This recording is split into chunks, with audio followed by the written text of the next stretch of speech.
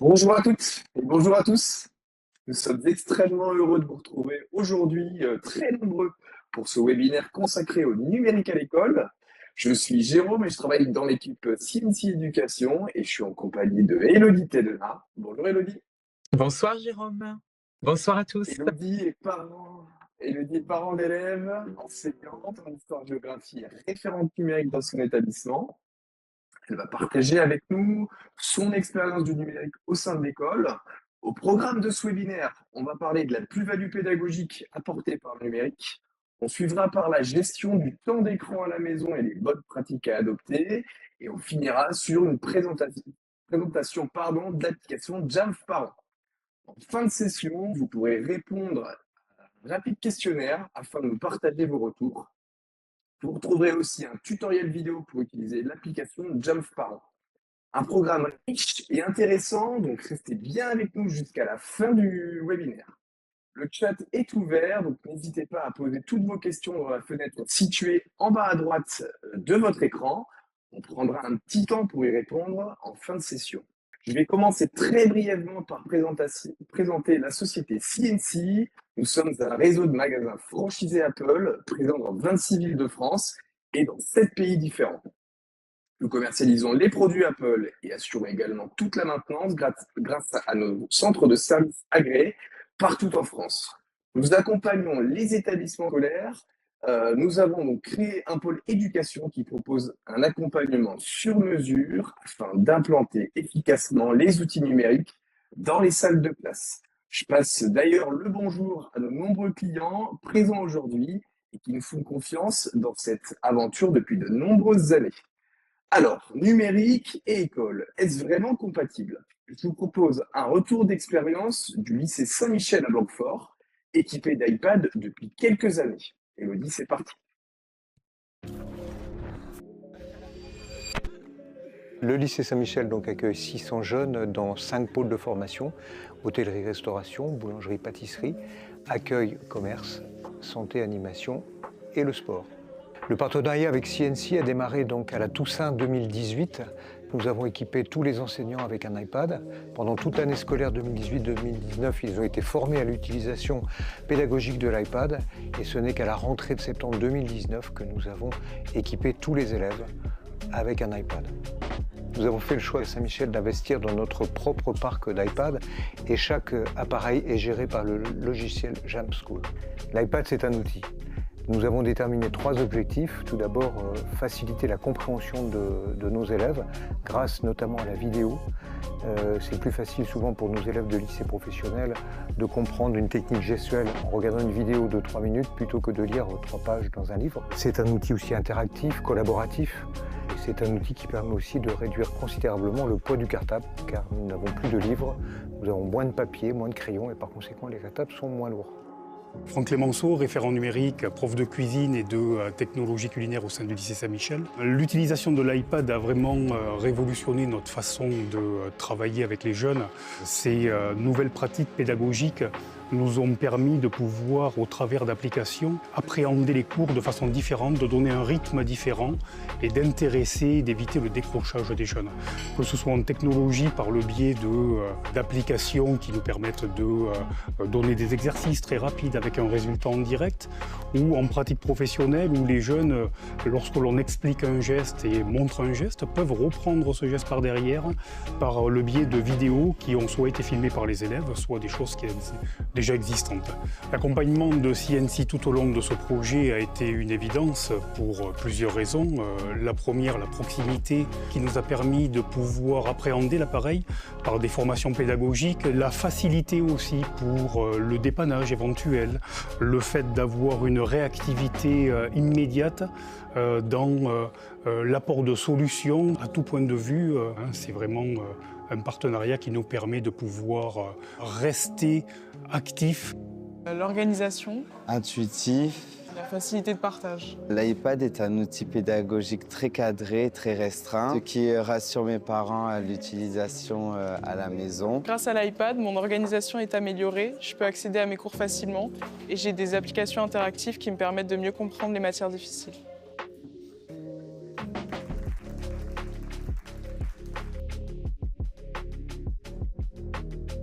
Très bien, écoutez, bonsoir à tous. De mon côté, je suis donc Élodie Thévenin-Clivier. Je suis professeure d'histoire-géographie et de DNL anglais. Voilà, je suis référent numérique dans un établissement qui est équipé de plus de 800 iPads, aussi bien pour les élèves que pour les enseignants. Et je suis formatrice, également autrice, voilà, puisque cette année, j'ai ajouté une corde à mon arc. Je travaille sur l'intelligence artificielle et je vais participer à cet ouvrage. Et puis je suis également, parent d'élèves et bien sûr je me pose des questions, comme vous sur, le numérique, l'école et c'est bien fondé et voilà. Donc je pense que ce soir ça apportera peut-être quelques réponses à vos questions. N'hésitez pas, à les soulever si c'est le cas. L'objectif comme l'a, rappelé, tout à l'heure Jérôme, eh bien, c'est d'évoquer le numérique, déjà dans un contexte beaucoup plus global. Moi, en tant que professionnelle de l'éducation, eh bien, je me réfère, au ministère de l'Éducation qui, a mis en place une stratégie du numérique pour l'éducation, 2023-2027. Et vous voyez que cette stratégie, prévoit le renforcement des compétences numériques des élèves qui est devenu aujourd'hui un impératif, un enjeu pour la vie démocratique, alors que le numérique prend une place de plus en plus importante dans la vie de chacun, notamment pour s'informer. Et aujourd'hui, il ne s'agit pas de préparer uniquement les élèves aux compétences scolaires, mais également d'associer cela aux compétences du 21e siècle et aux métiers d'avenir. Or, aujourd'hui, nous le savons, la plupart des métiers d'avenir, nous n'en avons aucune idée. Voilà, ils évoluent énormément au fil du temps et le numérique prendra une place importante. Donc comment accompagner nos jeunes au mieux dans ce contexte?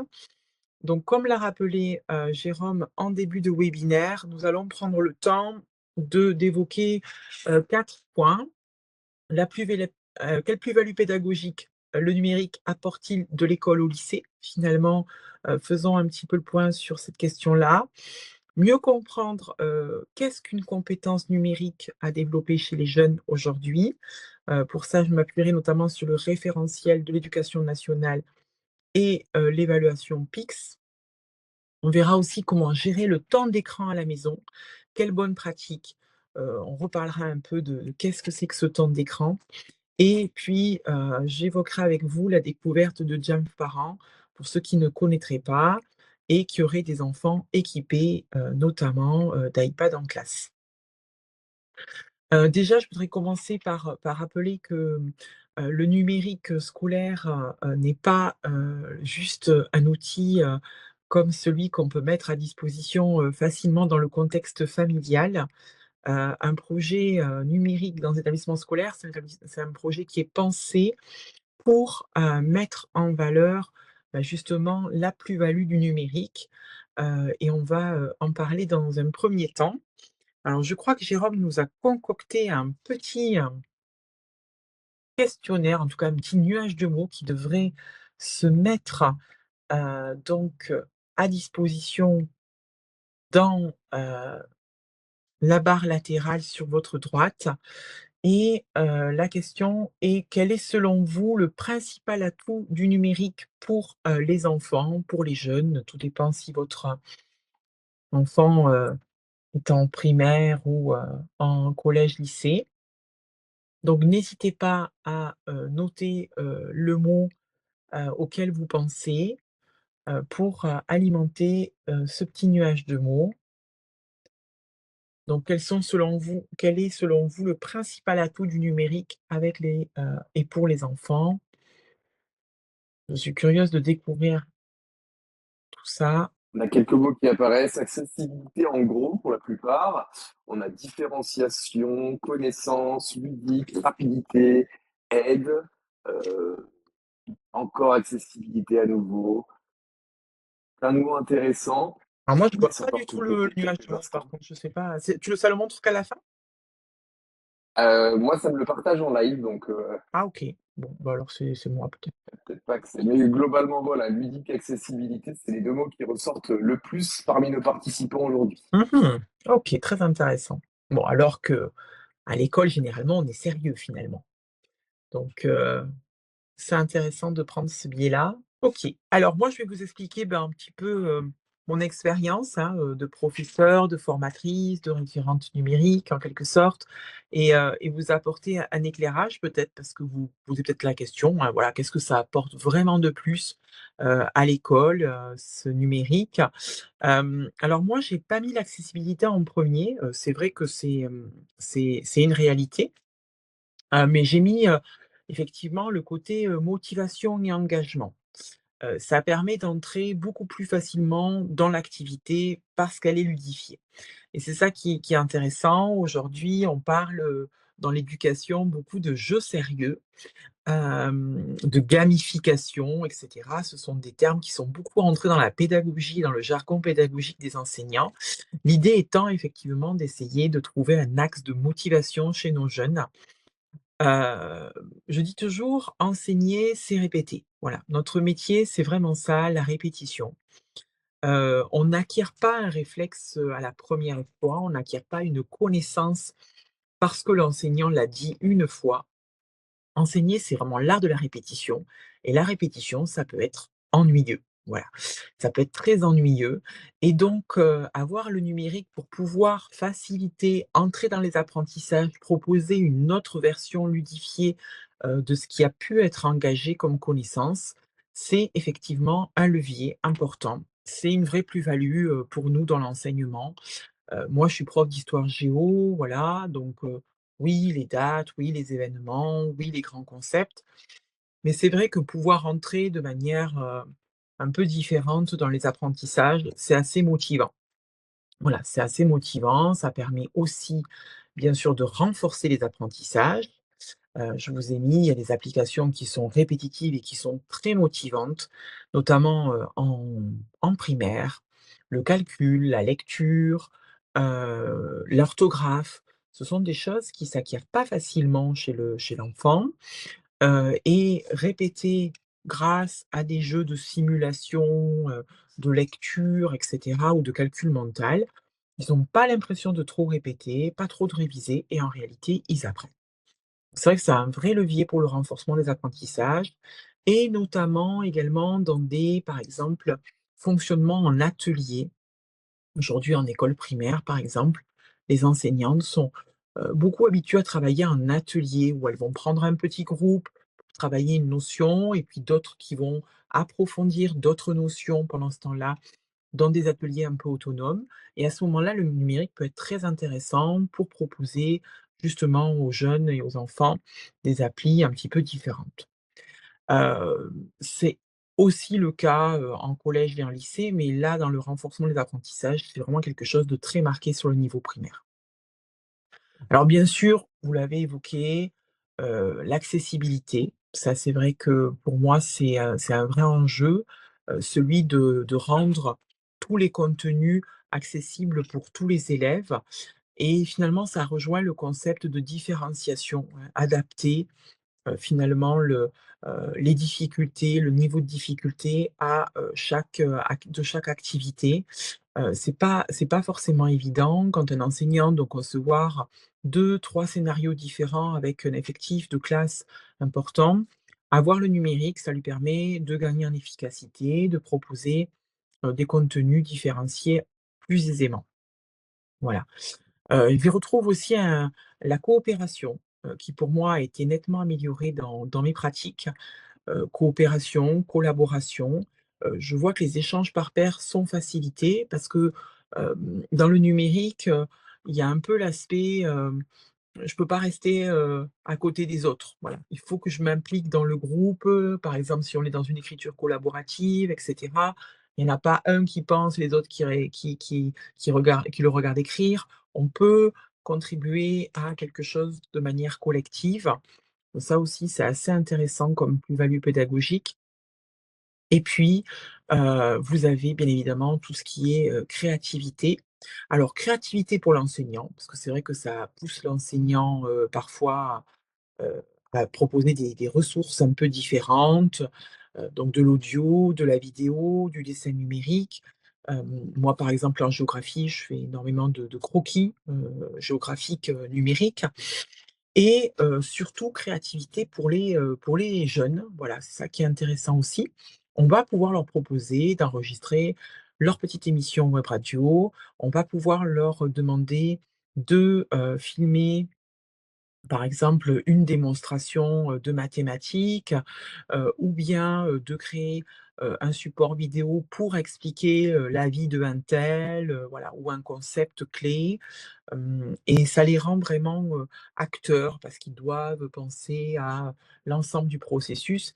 La créativité vidéo est extrêmement complexe. Il faut penser au script, il faut penser au contenu qui va venir illustrer, et ça, c'est source de grande créativité chez les enfants.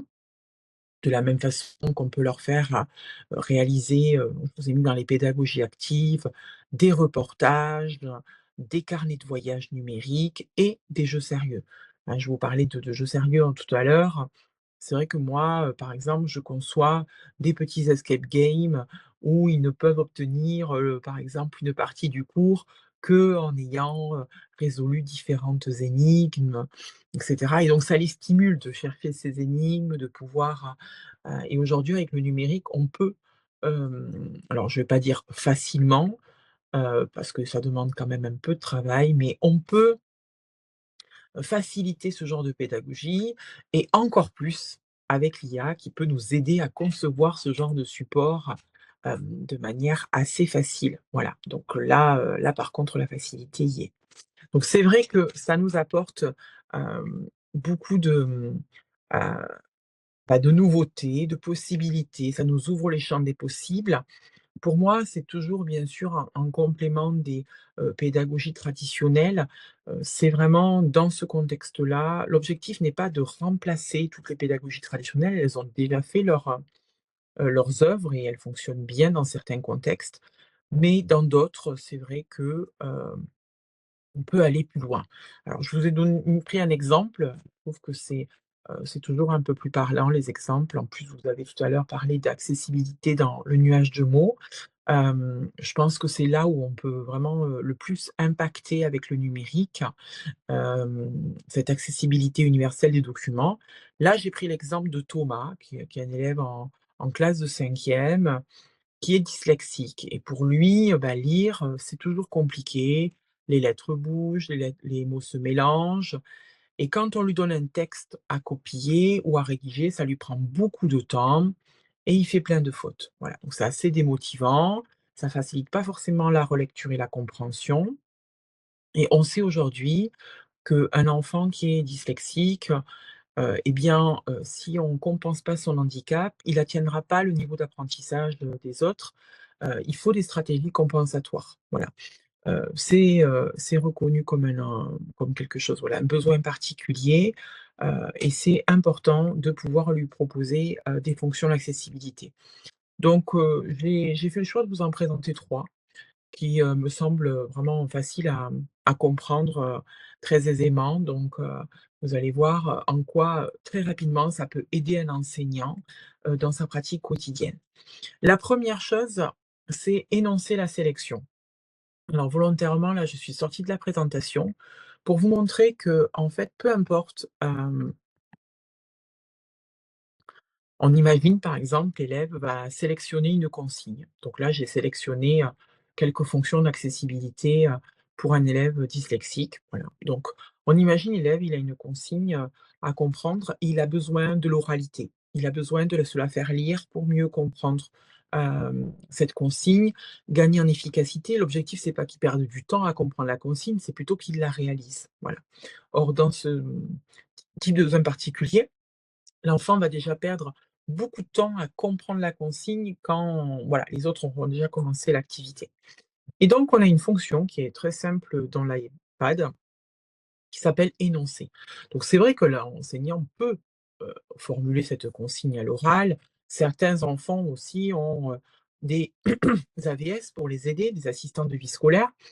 Mais certains n'en ont pas et puis parfois ça peut aussi ne pas être uniquement une consigne, ça peut être un document dans son intégralité ou un passage d'un document et dans ce cas, on va cliquer, oui, donc là j'ai sélectionné, je vais cliquer sur énoncer, donc la proposition qui est au milieu, Quelques fonctions d'accessibilité pour un élève dyslexique. voilà et là, eh bien, mon iPad, j'espère que vous l'avez bien entendu, a lu intégralement la phrase et ça, je peux le faire pour un paragraphe complet. Alors ce qui est très intéressant, c'est que cette fonction d'accessibilité, finalement, elle peut aussi servir pour des enfants, qui n'ont pas, de handicap particulier, par exemple pour bien entendre les langues étrangères. Voilà. Moi, j'enseigne aussi la DNL anglais, et bien à mes élèves de lycée, je leur montre la fonction énoncer la sélection en espagnol, en anglais, en italien ou en russe. On a toutes ces langues dans mon établissement et de ce fait, ils peuvent entendre, une voix, en tout cas un accent qui est, assez proche de l'authentique. Aujourd'hui, les progrès ont été, très, très rapides sur cette fonction-là et de ce fait, on a quelque chose de très agréable à écouter, pour s'immerger dans la langue. Donc quelque chose qui peut servir de manière, complètement, indispensable pour un élève 10 peut en plus être réemployé dans d'autres contextes, notamment en langue. Voilà. On a aussi la fonction dictée vocale. Donc la fonction dictée vocale, là, c'est simple, hein, l'enfant, n'arrive pas à écrire, il passe du temps et finalement, veut juste répondre à la question. Pour lui, c'est une difficulté. Là, encore une fois, on peut activer, ça vous connaissez, le petit micro et puis, ça parle, voilà, sous votre dictée. Donc ça aussi, c'est une fonction qui est vraiment, facile à mettre en œuvre. Et puis il y en a une dernière, que j'appelle, afficher le lecteur. Alors celle-là, souvent, elle est assez méconnue, même pour les propriétaires d'iPhone. Voilà, si vous êtes propriétaire d'iPhone, sachez qu'elle existe et elle est intégrée, au navigateur Safari. Alors, ce qui se passe, là, vous voyez, je suis allée sur, Science et Avenir. Je voulais lire mon article tranquillement sur la matière noire, voilà et puis là, je suis parasitée de publicité. Voilà. J'ai de la publicité partout, j'ai de la vidéo, qui me parasite, j'ai une publicité action qui tourne dans tous les sens. On imagine, bon, déjà, un enfant, normal est distrait. Moi-même, je suis agacée parce que je ne sais plus où est le contenu de l'article. Alors, un élève qui a un besoin particulier, lui, il est complètement perdu, il est distrait par l'ensemble des contenus. On est sur quelque chose vraiment de compliqué. Donc on va tout simplement avoir, une fonction dans le navigateur Safari qui va pouvoir être activée.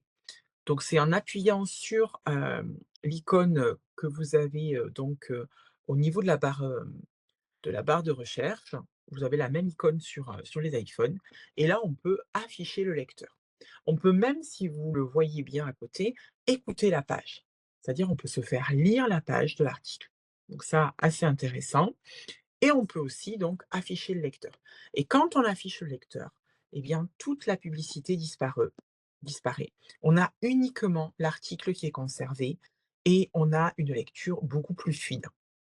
Ce qui est intéressant aussi, c'est que dans ce lecteur que j'ai affiché, j'ai choisi volontairement, le fond. Donc là, j'ai mis un fond pastel. On sait que les élèves 10, par exemple, ont beaucoup plus de facilité à contraster les lettres sur un fond pastel, plutôt qu'un fond blanc ou un fond noir. Donc là, en l'occurrence, j'ai choisi ce fond-là. On a aussi quelques polices qui sont plus faciles à lire. Par exemple, San Francisco est beaucoup plus facile à lire que Charter ou Georgia, qui sont des polices avec empattement. Il y a des petits éléments qui finissent. C'est très compliqué pour les élèves d'accéder à ça. Et puis, on peut aussi changer la taille voilà, de la police très rapidement, faire plus petit, plus grand. Et vous voyez que si je masque le lecteur, si je reviens en arrière, eh bien, l'écriture choisie par le site est une écriture qui n'est pas du tout adaptée aux élèves 10. Il y a beaucoup d'empattements, les écartements ne sont pas très larges, c'est pas une lecture facile. Donc pour un élève 10, l'accessibilité n'y est pas sur ce document. À partir du moment où je fais afficher le lecteur et où j'ai déjà paramétré mes éléments, à chaque fois que j'irai sur un site, j'aurai les mêmes. Je n'ai pas besoin à chaque fois de reparamétrer. Donc là, l'élève a directement un document au format sans publicité, avec des écritures à sa taille et avec sa bonne police. Donc on est vraiment sur un outil qui permet de rendre accessible très facilement, le contenu aux élèves dyslexiques. Là, vous voyez, on a vraiment, un vrai atout dans alors je vais vous remontrer, oui, tout à fait. Alors, c'est pas sur toutes les pages internet, hein, la plupart, mais là, vous voyez, je suis sur Science et Avenir, pardon. Le Monde, ça fonctionne aussi, et cetera. Donc, c'est le petit bouton que vous avez là, qui est noir, hein, qui apparaît à l'écran, qui est noir. Donc, quand je vais masquer, vous voyez, hop, c'est cette petite icône là, ici, que vous avez et donc normalement, quand la fonction, est possible sur le site, il vous la propose. Voilà, afficher le lecteur et c'est vraiment très simple. C'est voilà, on va sur, l'article que l'on veut consulter et cetera. Alors il ne faut pas aller sur une page, hein, il ne faut pas aller sur sur, le sommaire, par exemple, si vous allez sur Sciences et Avenir, il ne faut pas chercher à le faire. Il faut aller sur l'article, vraiment. Par exemple, là, l'agence nucléaire et cetera. Là, je vais sur l'article et de nouveau, je peux demander afficher le lecteur et consulter le contenu. Donc ça, c'est vraiment très, très pratique, pour pouvoir enlever ces distractions et vous voyez que même pour un élève qui n'est pas avec des besoins particuliers, c'est une fonction qui est très intéressante. Comme tout à l'heure, la fonction énoncée qui finalement permet effectivement de lire du texte pour un élève 10, mais pour un élève normal, qui n'a pas de besoin particulier, enfin pas normal, mais plutôt qui n'a pas besoin qui n'a pas de besoin particulier, on est sur, voilà, sur quelque chose d'intéressant aussi. Donc ces fonctions-là numériques, pour nous, sont intéressantes et la vraie plus-value d'un projet numérique, ça va être bien sûr de choisir les bons outils. Voilà, donc l'iPad, moi c'est vrai que j'étais pas une des premières convaincues par l'outil, hein, mais j'ai été forcée de bien voir qu'il était entièrement adapté pour un usage scolaire et puis on va voir effectivement que, d'autres fonctions, le permettent et notamment donc je voulais parler avec vous, aussi des compétences, numériques essentielles à développer chez les jeunes. Alors pour développer ces compétences, ce qui est évident, c'est qu'il faut un outil numérique, qui soit bridé, qui soit, déjà en quelque sorte, prévu pour des usages scolaires et c'est ça qui est intéressant, dans dans des projets que vous allez mener avec des partenaires. Alors vous, vous êtes parents, vous allez rien mener du tout comme projet, mais vous pouvez peut-être, aiguiller vos établissements sur ce genre de solution. C'est vrai que quand on fait un projet numérique, il faut le penser, comme un vrai projet d'établissement dans lequel les enseignants vont pouvoir être formés, pour pouvoir développer le meilleur des outils. Hein, parce que c'est vrai que parfois, bah, on ne connaît pas le potentiel, de ces outils. Et puis surtout ces outils, bah, c'est pas, je parle pas ici d'un iPad qu'on va aller acheter directement dans la boutique. Voilà, là on parle d'un outil qui va être encadré pour des usages et c'est ça qui va permettre vraiment de développer des compétences numériques chez les jeunes. Alors, figurez-vous qu'il existe, un référentiel, voilà, qui est celui que vous avez, affiché à l'écran. Ce référentiel, il est lié, donc à la certification PICS. Tous les élèves de collège en troisième et de terminale, en lycée doivent passer la certification PICS, que ce soit en lycée général ou lycée professionnel, hein. Et l'objectif, c'est d'évaluer ces 5 compétences que vous avez devant les yeux, donc c'est-à-dire, l'information et données, la communication et la collaboration, la création de contenu, protection et sécurité, environnement numérique. Donc les enfants doivent acquérir toutes ces compétences numériques. Déjà, il y a une préparation en primaire, hein, qui est censée être faite. Déjà, une première étape dans les parcours PICS et ce sont des parcours qui sont menés en classe et également à la maison, hein. Vos enfants doivent également, s'entraîner sur la plateforme PICS à la maison. Généralement, leur établissement, notamment au collège, leur donne des comptes pour pouvoir se connecter, accéder à la plateforme, suivre des parcours et pouvoir développer ces compétences numériques.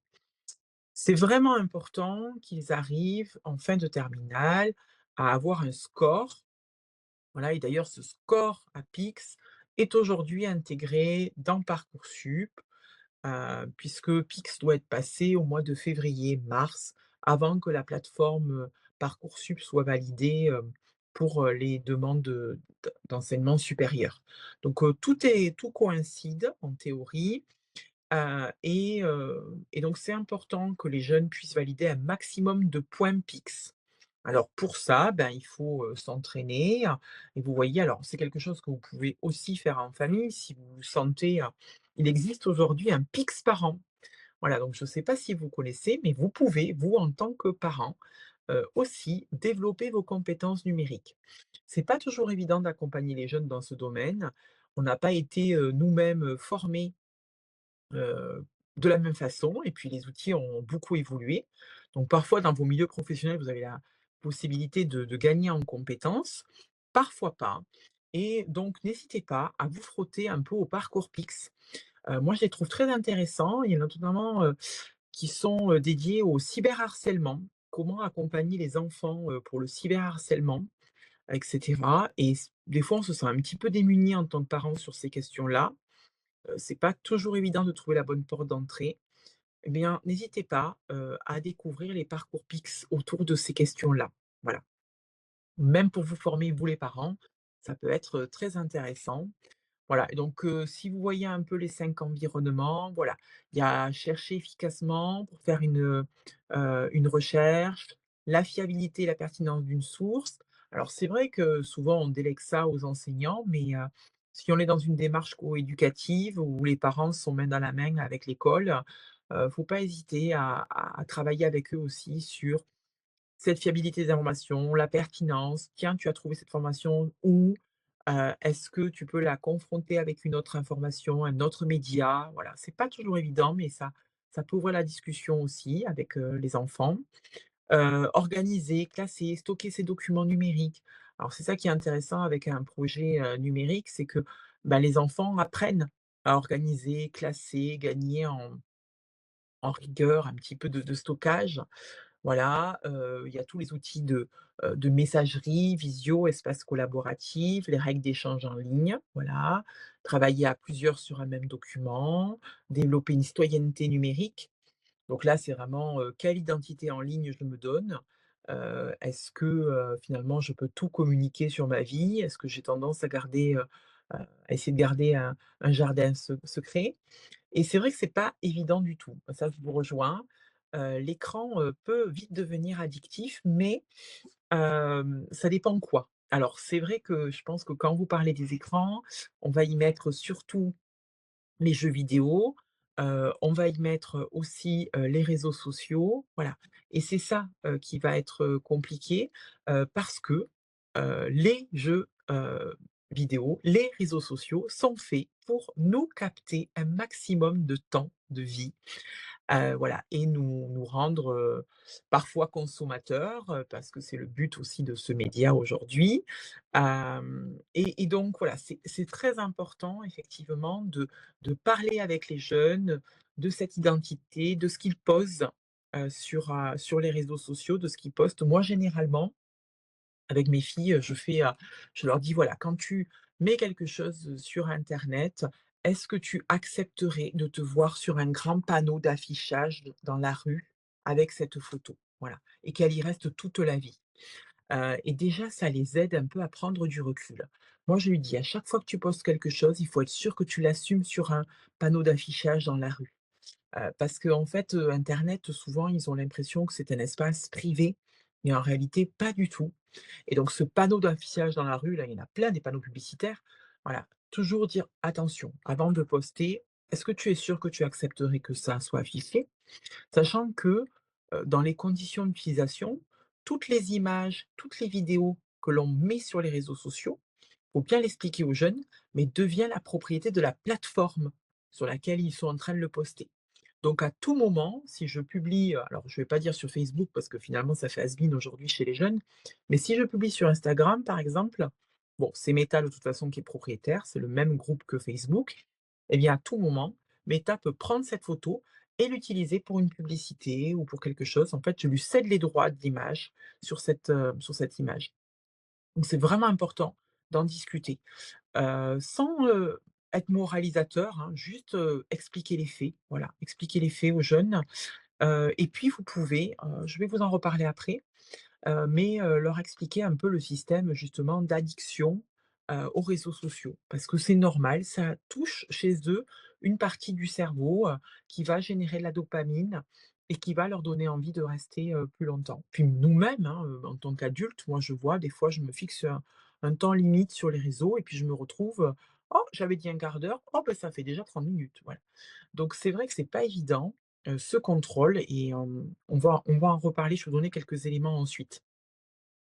Ensuite, il y a tout ce qui est production de contenu. Alors, c'est vrai que moi, par exemple, dans le milieu scolaire, on n'a pas ces problématiques de réseaux sociaux. En théorie, si, les appareils sont bien paramétrés et si vous avez en plus, hem, un contrôle parental, supplémentaire le soir, avec Jam Parent dont on va évoquer ensuite, la possibilité. En théorie, le jeune, il est pas amené à enfin moi, les élèves, par exemple, moi j'ai des lycéens. Je regardais encore ce matin, je me faisais la réflexion, c'était la récré, personne n'avait son iPad, dehors. Voilà, c'est un outil de travail. L'outil de distraction, de divertissement, c'est le smartphone. Voilà, pour eux, c'est acquis.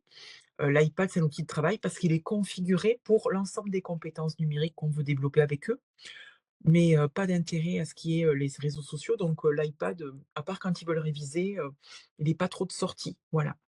Je l'ai pas vu beaucoup à la récré ce matin. Je regardais la classe, elle était entièrement pleine d'iPad et ils sont tous sortis aller prendre l'air, voilà. Donc l'addiction, ça dépend de ce qu'on y met derrière, voilà et c'est ce qu'on y met derrière pour lequel il va falloir travailler, voilà. S'initier au code, à la programmation, à la bureautique. Alors c'est vrai que j'ai lisais des études un peu récentes sur le sujet. Bon, probablement que finalement l'IA sera bien meilleure que nous en programmation.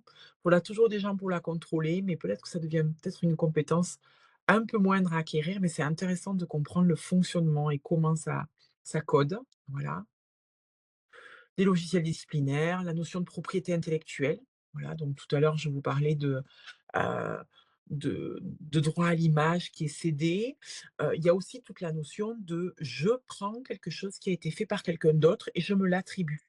Voilà, ça aussi c'est important, d'avoir ce concept avec les jeunes. Si un jour tu écris quelque chose, voilà, est-ce que tu voudrais perdre tes droits d'auteur? Est-ce que tu voudrais, céder ta propriété intellectuelle? Donc ça me paraît important aussi. Voilà, il y a toute la question de la sécurité. Alors ça, on se bagarre beaucoup avec les jeunes et pas qu'avec les jeunes, hein, même avec mes collègues sur les mots de passe et cetera. C'est pas évident, mais voilà, comment se protéger? Aujourd'hui, il y a beaucoup d'attaques, de comptes, et cetera, de phishing et c'est important aussi qu'ils aient conscience de la sécurité de leurs données, à la fois bancaires et cetera. Donc il faut les former à tout ça, hein, c'est pas intuitif, donc voilà, l'école a sa part et les parents aussi. Connaître les risques, donc le cyberharcèlement, les fake news, donc le phishing, tout ça, c'est des choses importantes. Donc on en parle, hein, bien évidemment à l'école, c'est un vrai sujet aujourd'hui. Il y a, différents, moments, notamment, l'éducation aux médias, il y a l'enseignement moral et civique.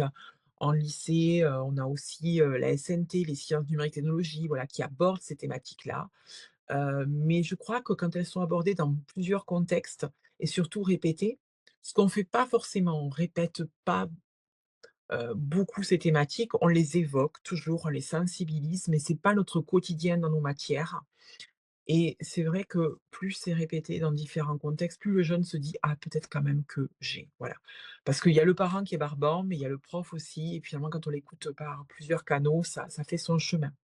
On dirait pas, mais les jeunes, ils apprennent beaucoup de choses, ils retiennent beaucoup de choses au final, même s'ils font croire que non.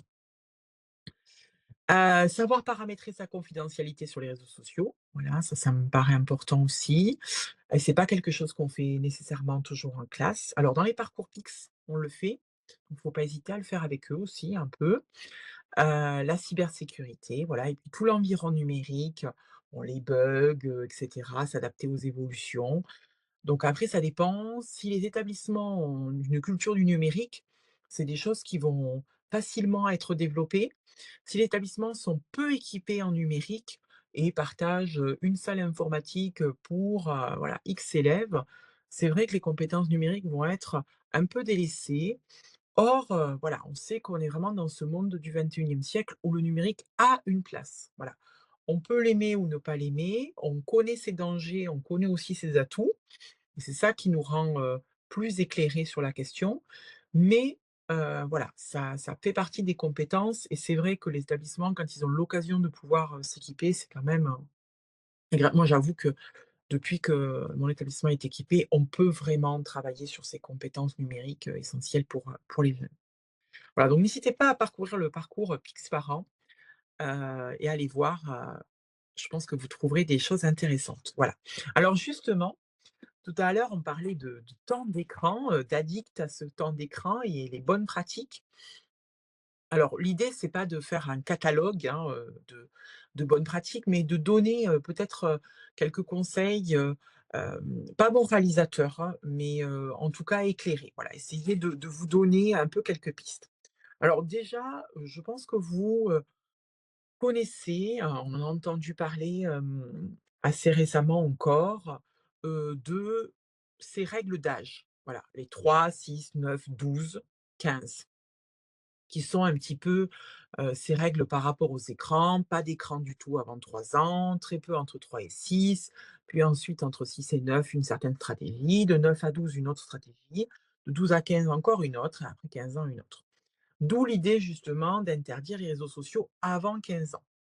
Alors, une interdiction, c'est vous savez comment c'est, hein, ils sont aujourd'hui interdits pour les enfants qui ont moins de 13 ans et pourtant certains enfants qui ont moins de 13 ans sont sur des réseaux sociaux. Dans les réseaux sociaux, on compte, YouTube, qui est un réseau social. On compte donc, Instagram, Facebook, TikTok, Snapchat, WhatsApp est considéré aussi comme un réseau social. Et donc, ce sont les lieux où vont pouvoir notamment se développer, certaines pratiques qui relèveraient pour certains enfants, de favoriser effectivement certaines, voilà, retenues sur l'écran ou, addiction pour certains. Et c'est voilà assez clair, on a chacun effectivement nos travers liés aussi à nos émotions, santé mentale et cetera et on peut, gérer, certains moments avec. Alors, en termes de bonnes pratiques, vous avez déjà un outil qui existe, qui s'appelle les mallettes de la coéducation au et par le numérique. Ce sont des documents mis en place, par le ministère. Voilà. Donc vous pouvez aller sur ces mallettes. Il y en a des spéciales écoles, donc si vous avez des enfants en primaire et des spéciales, collégiens, si vous avez des enfants en collège. En lycée, comme ils ont plus de 15 ans, normalement, si on les a bien accompagnés à l'école et au collège, on est sur les restes de l'accompagnement, en réalité. Bon, maintenant, le numérique est arrivé un peu en vague, et donc ça touche un peu tous et c'est vrai que les lycéens ont encore besoin de piqûres de rappel. Moi, je dis souvent: «Mes secondes, c'est les troisièmes bronzés, quoi». Ils ont juste fait l'été, donc faut pas non plus leur donner tout ouvert en lycée parce que c'est le lycée. Mais il faut les accompagner gentiment, vers la majorité. Voilà, au bout de 3 ans, ils sont adultes, donc on a aussi des comportements un peu différents, mais la confiance n'exclut pas le contrôle, hein. Voilà, moi j'aime bien cette petite phrase aussi. Donc la mallette, des parents, c'est, des ressources, assez intéressantes qui vous donnent, bah, des conseils, qui peuvent vous accompagner dans des questions que vous poseriez sur votre parentalité avec le numérique. Moi, je les trouve, plutôt bien faites, adaptées à l'âge des enfants aussi et ça, c'est important parce que parfois on ne sait pas si c'est adapté ou non.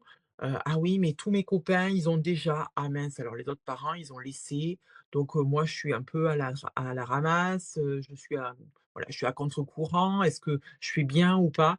Donc ça peut aider quand même à se positionner. En tout cas, c'est toujours de la ressource. Voilà, c'est toujours de la ressource. Alors la première chose, qui semble important, heu, quand on a du numérique, à la maison, que ce soit celui amené par l'école, bon, qui est généralement hybridé, donc il ne devrait pas trop vous poser de soucis. Mais surtout, ben, on peut parler aussi du numérique à la maison, des outils que vous leur mettez à disposition. Vous, la première re qualité, c'est la communication.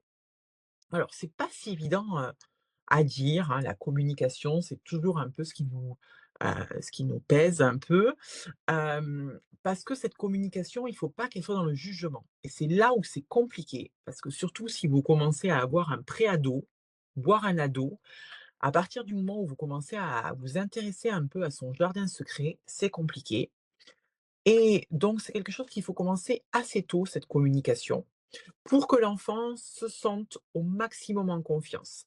Et pour instaurer ce climat de confiance, il faut accepter de discuter avec lui de ce qu'il n'aime pas, et que même si ce qu'il regarde, ça nous exaspère et qu'on trouve ça une perte de temps lamentable, bah, il faut surtout pas lui dire. Voilà. C'est compliqué. Alors vous pouvez lui dire ce qui vous dérange. Et je pense que ça, c'est important. Par exemple, voilà, c'est vrai que souvent les parents, on a envie que ce soit toujours éducatif. Voilà, c'est toujours: «Ah, je veux du contenu éducatif pour mes enfants, je veux qu'ils apprennent quelque chose quand ils sont sur les écrans», bon, il y a des moments où nous, même adultes, on n'apprend pas toujours quelque chose quand on est sur l'écran et c'est pas très grave au final. Voilà, s'il veut regarder, des vidéos de chats qui se cassent la binette, voilà, pendant un quart d'heure, bon, finalement, OK, ça te fait rire, tu trouves ça marrant, bon, pourquoi pas. Donc, il faut trouver le juste milieu, lui dire: «Je pense qu'il vous dérange», ça peut peut-être être par rapport à son intimité, ce qu'il peut partager, voilà et cetera. Expliquer son ressenti, vos besoins, s'ils sont légitimes, voilà, s'ils répondent à quelque chose, d'important pour vous, à des valeurs, à des socles que vous avez voulu transmettre. Mais ensuite, essayez vraiment d'instaurer un climat de confiance où il y a pas de tabou sur ce qui pourrait être amené à consulter. Notamment pour les enfants qui seraient amenés à être exposés, à la pornographie, par exemple, hein. Voilà, il y a beaucoup de contenus, pornographiques à disposition sur internet. Ça peut choquer beaucoup d'enfants et ils peuvent ne pas oser vous en parler. Voilà, et ça, c'est compliqué à aborder. Alors, il y a une petite ressource pour ceux qui sont, collégiens, peut-être fin de primaire, qui s'appelle Vince et Lou. Vince et Lou, ce sont c'est 2 personnages, hein, qui, vont, et bien, faire des petites vidéos, voilà, pour expliquer un peu la relation, bah, justement avec, l'internet, avec le numérique et tout ça. Il y a notamment pas mal de vidéos autour de ce sujet-là. Bah, vous pouvez très bien, c'est des dessins animés, voilà, c'est un dessin animé. Et on peut le regarder avec les parents, voilà. On peut le regarder avec les parents et puis dire: «Bah, justement, toi, tu as été confronté des fois à ce genre de contenu, ça qu'est-ce que tu as ressenti?» Voilà et accueillir le sentiment de l'enfant sans nécessairement, juger: «Oh, bah, c'est pas grave, bon». Voilà, ou alors: «Ah oui, ça m'a choqué» et cetera. Bon, est-ce que tu crois vraiment que c'est ça, l'amitié, l'amour, la relation et cetera? Et comme ça, commencer à communiquer. C'est vrai que si vous voulez que votre enfant puisse être à l'aise, vous parler de ses relations avec ses amis, notamment s'il y a des conflits et cetera, même en ligne, il faut qu'il se sente dans un climat de confiance et pour ça, il faut pas qu'il se sente jugé quand il vous parle. Et c'est pas évident parce que nous, on trouve leur contenu, bon la première, voilà, pas super intéressant, donc bon, faut s'ouvrir, faut s'ouvrir. C'est la première chose que je peux vous conseiller, voilà, communiquer, s'ouvrir. La deuxième chose, c'est se former soi-même au numérique, comprendre comment ça marche, les avantages, les dangers. Donc là, un parcours Pix, par exemple, ça peut être, très très intéressant pour vous. La mallette au numérique, ça peut être aussi intéressant et faire avec eux. Lui dire: «Voilà, écoute, moi, je suis embêté parce que là, bah, ton compte, je sais pas, voilà, on a créé un compte, tu as 13 ans, d'accord. Bon, ben, j'aimerais bien, être ton ami, voir ce que tu publies, puis j'aimerais bien aussi que tout le monde ne voit pas ton compte, qu'on se mette peut-être en privé», voilà. Donc il y a des démarches à faire. Ça, c'est important d'apprendre la sécurité avec votre enfant. Voilà et donc vous-même vous former. Savoir ce que c'est que TikTok, savoir ce que c'est qu'Instagram et cetera, voir ce qui s'y passe. Parce que sinon, bah, c'est très compliqué de comprendre, le fonctionnement. Voilà et c'est là aussi où vous pouvez leur expliquer toute la mécanique, des algorithmes et des bulles de filtre. En fait, oui, la vidéo, c'est Vincelou. Je vais vous le réécrire. les petits dessins animés.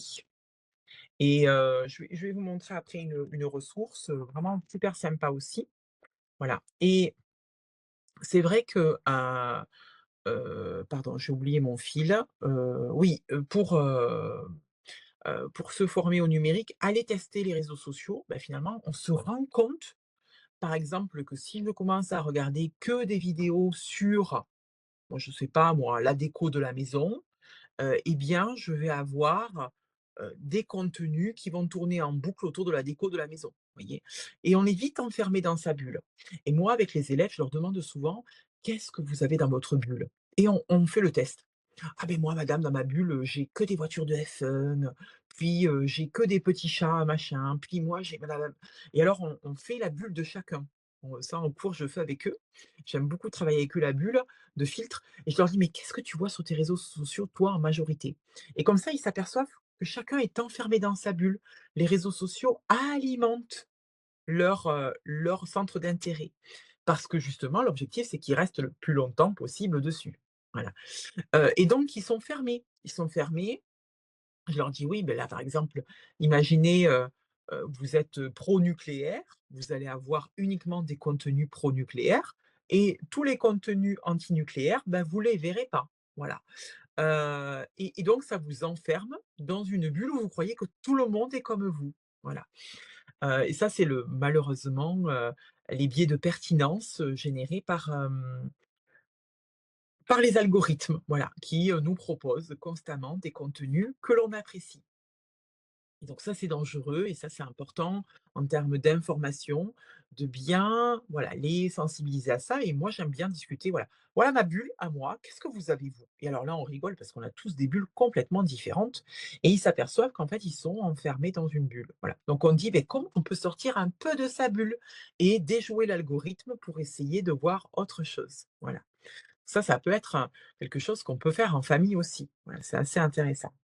Bien sûr, on fixe des règles.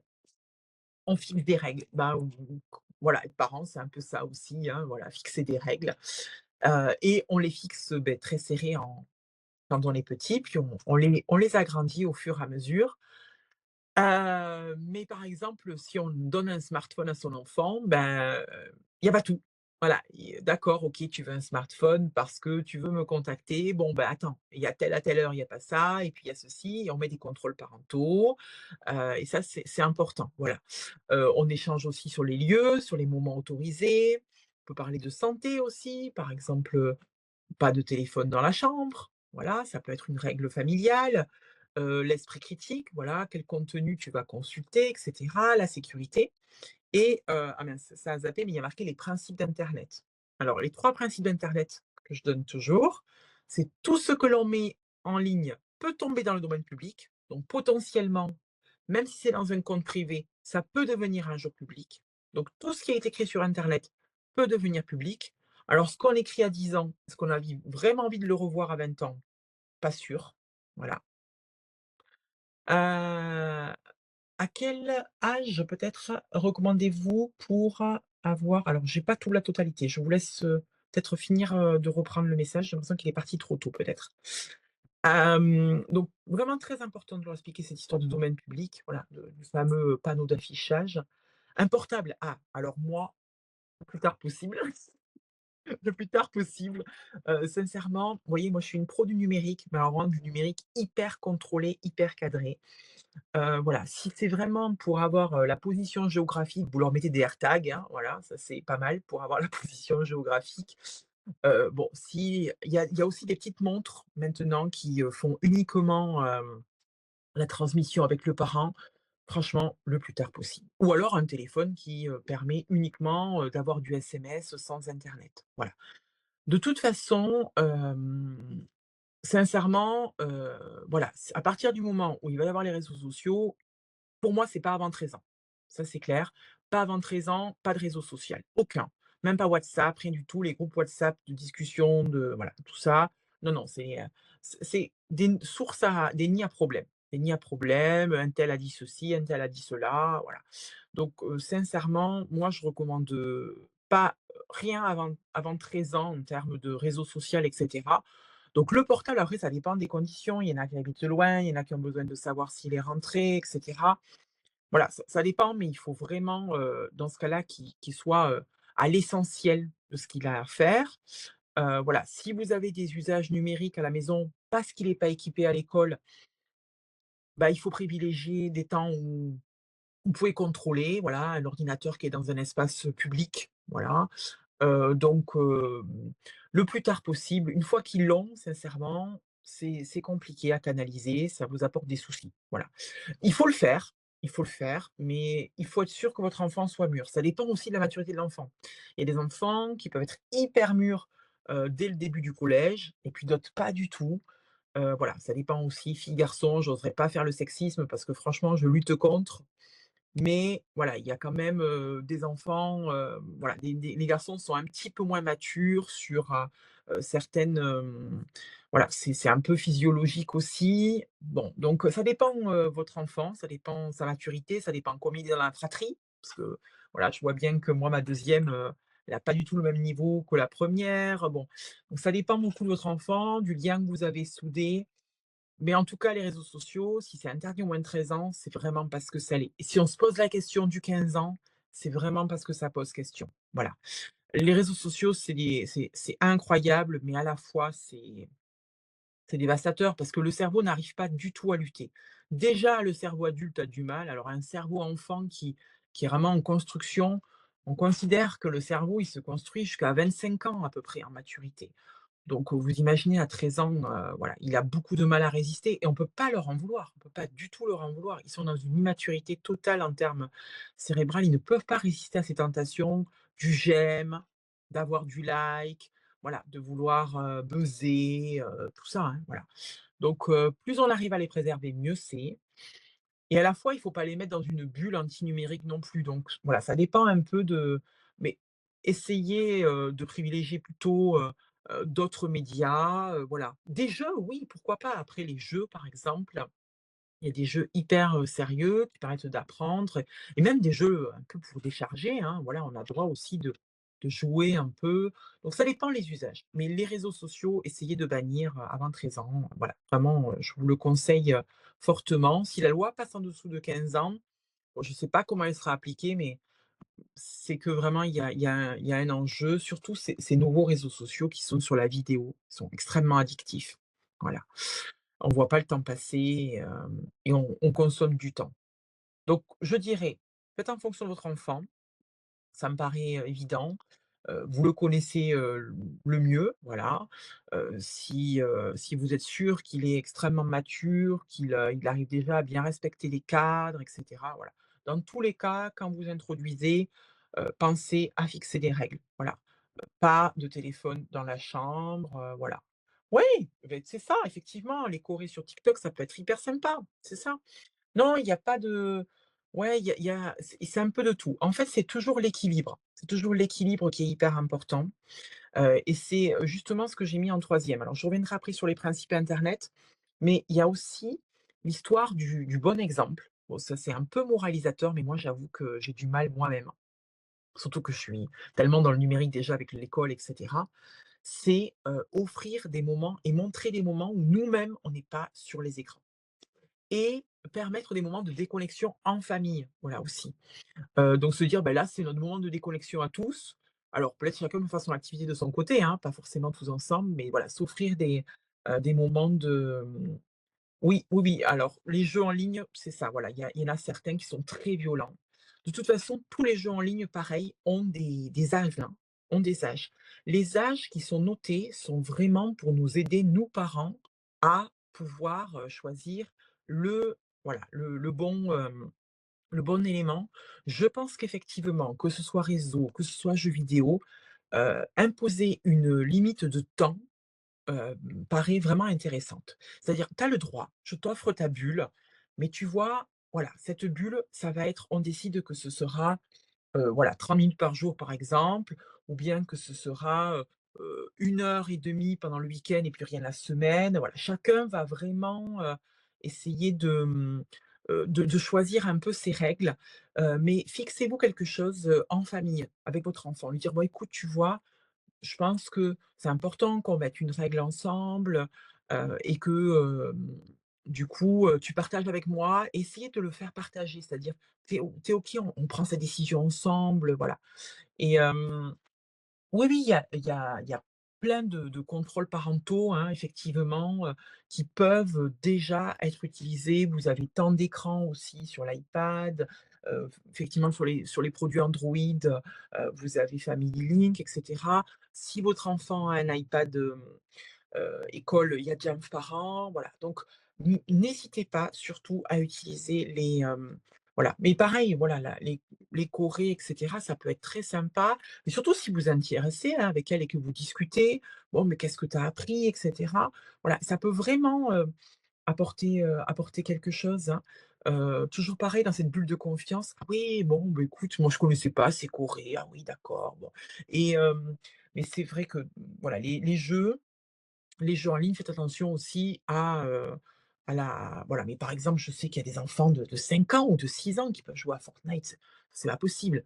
Voilà, il y a une violence telle et cetera. Bon, vous savez si votre enfant est capable de et puis après vous pouvez en discuter aussi. Bon alors qu'est-ce que tu as c'est voilà, il y a des jeux, de toute façon ils sont ciblés, hein, normalement il y a interdit -18, -15 et cetera. Donc attention, voilà. Oui, je pense que 3 fois 30 minutes, ça peut être une bonne solution aussi, voilà. Il faut essayer de trouver la bonne dose, voilà, en famille, dire: «Voilà, moi je suis pas contre, mais pour ton bien-être, pour ton épanouissement», voilà. À côté de ça, de toute façon, vous allez souvent leur proposer, des sports, des activités créatives, peut-être, voilà, de la musique et cetera. Donc Hem, alors normalement, alors ça je vais en reparler, peut-être que vous avez un établissement qui est donc avec, les iPads ou Jamf. Dans ce cas, on peut rendre la tablette, complètement inutilisable, hein, voilà, ou en tout cas très restreinte, hein. Je vais vous remontrer ça, juste après. Voilà. Non, on peut pas vérifier le temps d'écran, ça c'est vrai que ça peut, ah oui, en termes de timing. Alors par contre, on peut décider combien de temps on lui donne par jour.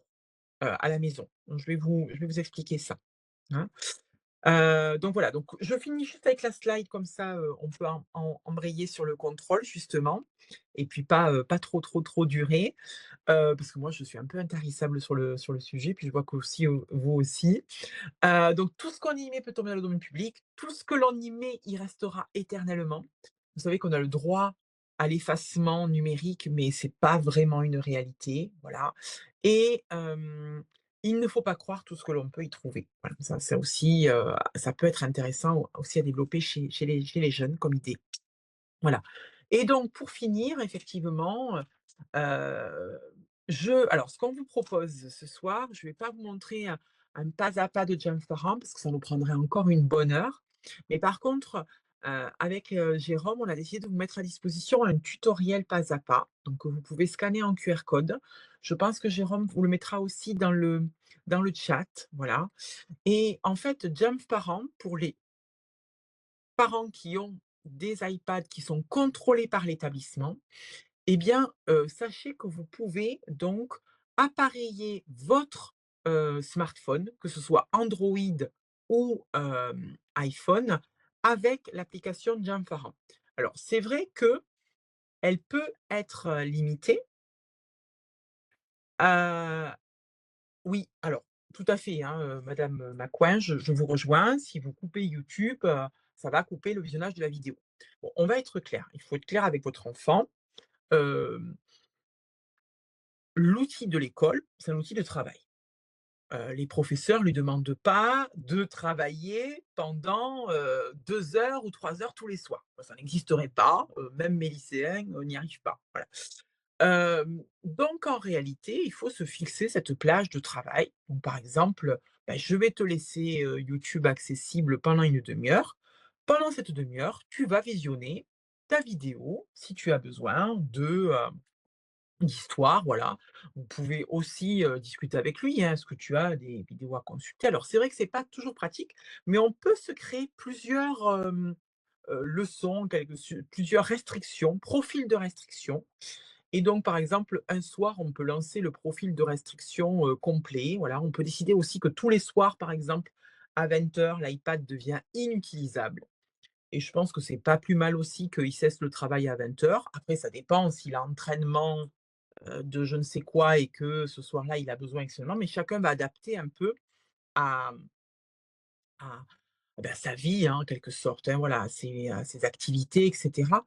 Mais ça vous permet, parents, de prendre le contrôle sur les iPads à la maison. Donc effectivement, vous ne pouvez pas contrôler le temps qu'il a déjà passé. Par contre, vous pouvez contrôler le temps qu'il va passer le soir dessus. Donc généralement, les plages, on peut définir, voilà, par exemple, une restriction qui est, plus d'iPad après 20 h. Et donc vous allez restreindre, c'est-à-dire que l'iPad va devenir, un bloc-notes. Voilà. Donc vous mettrez aucune application, vous pouvez le verrouiller aussi, le mettre en pause, vous pouvez restreindre Safari, soit à certaines heures, soit avec quelques liens que vous laissez, voilà. Et on peut l'utiliser, on peut l'utiliser sur un iPhone. Alors, comment vous dire? Jamfaran, c'est une solution qui va servir pour les établissements qui ont des iPads à disposition pour leurs enfants.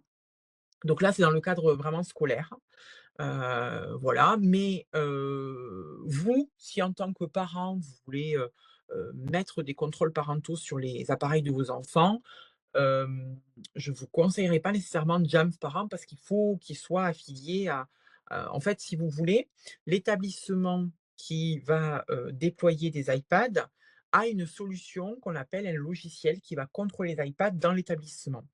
Et ce logiciel permet une fonction parent gratuite. Voilà.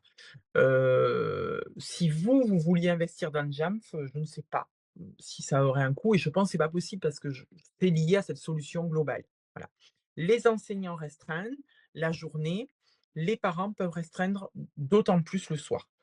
Après, il y a une solution qui est, pour moi la plus efficace, c'est de considérer, que l'outil scolaire n'a rien à faire dans la chambre passé une certaine heure et par exemple, il doit rester au salon à partir, de 20 h. Voilà. Après le repas, c'est fini, hop, voilà. Les devoirs, ça dure jamais 3 heures. Voilà, donc si votre enfant, vous supplie, pour maintes et maintes devoirs, peut-être une désorganisation à un moment donné, probable, mais pas tous les soirs. Voilà. Donc, n'hésitez pas à utiliser cette appli. Voilà, elle existe. Le tutoriel est vraiment pas à pas. Il vous explique comment prendre le smartphone du parent et pouvoir l'appareiller à l'appareil de l'enfant et comment faire, vos petites restrictions. Voilà. Et une fois que les restrictions sont mises en application, ben, vous êtes sain, l'iPad, lui, se met en configuration, voilà. Donc c'est un outil qui est quand même assez efficace. Il est sans doute perfectible et pas parfait, mais il permet, quand même de générer des restrictions. Après la meilleure des restrictions, comme je vous dis, c'est, voilà, l'iPad est éteint, il se met à charger dans le salon, toi tu vas dans ta chambre, tu prends un bouquin et voilà, on passe une bonne soirée et puis tu t'endors tranquillement. Je pense que c'est des réflexes, voilà, de bons parents, quoi, voilà, il y a pas besoin de après ça dépend toujours pareil de l'enfant. Il y en a qui cherchent à dépasser les limites et cetera. Donc cet outil, ça peut être, voilà, nécessaire et intéressant. Donc, avec le tutoriel que vous a mis, Jérôme, ça peut vous aider, voilà. Mais c'est vrai que ça peut générer une contrainte. Dans tous les cas, on est dans une société numérique et que vous ayez mis un smartphone dans la vie de vos enfants ou que l'école ait apporté un outil supplémentaire, ça fait partie effectivement, de quelque chose de plus à gérer, pour vous. Ça, c'est vrai, mais c'est aussi voilà, le penchant de tous les atouts, qui existent, à côté. Voilà, rien n'est jamais tout blanc ou tout noir et donc il y a des atouts dans le numérique qui sont forts et vrais.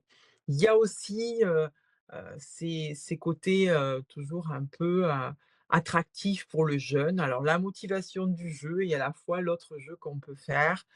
Voilà, n'oubliez pas que ça reste, voilà, la discussion, et On doit voir avec l'établissement quel est le logiciel qu'il utilise pour les restrictions. Comment on peut l'éteindre quand il n'y a aucun code de déverrouillage? Oui, alors,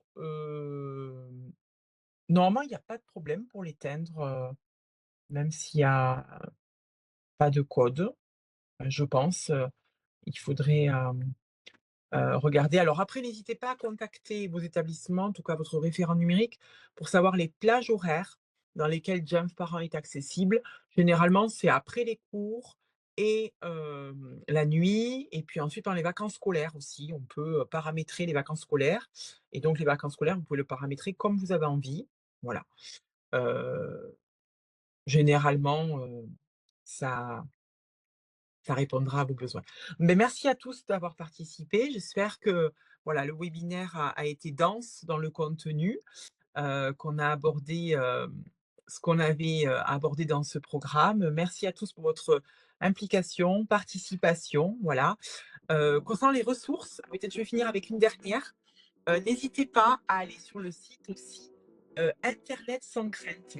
Voilà, Internet sans crainte, c'est un outil qui est très bien fait et qui permet aussi aux parents, de vous aider. Vous avez aussi Tralalaire, ce sont des ressources, qui, peuvent vous aider à, justement, accompagner le jeune, dans les discussions avec eux et cetera. Je crois qu'il y aura un replay, hein, il me semble, que ça a été enregistré, Jérôme? Exactement. On va vous communiquer automatiquement par mail le replay. Ce sera aussi disponible sur notre chaîne YouTube. N'hésitez pas, si vous avez des questions, comme l'a dit Elodie, vous pouvez nous contacter sur notre adresse email educ@cec.fr ou contacter votre référent numérique de vos établissements pour toute demande sur les paramétrages de Jump. Tout à fait. Parfait. Beh, écoutez, merci à tous. Voilà, j'espère que, on aura répondu à la plupart des questions. Il est temps de retrouver, vos familles, de vous libérer. On vous enverra le replay. Voilà. Merci à tous. Merci. Bonne soirée. Merci Elodie. Bonne soirée. Merci.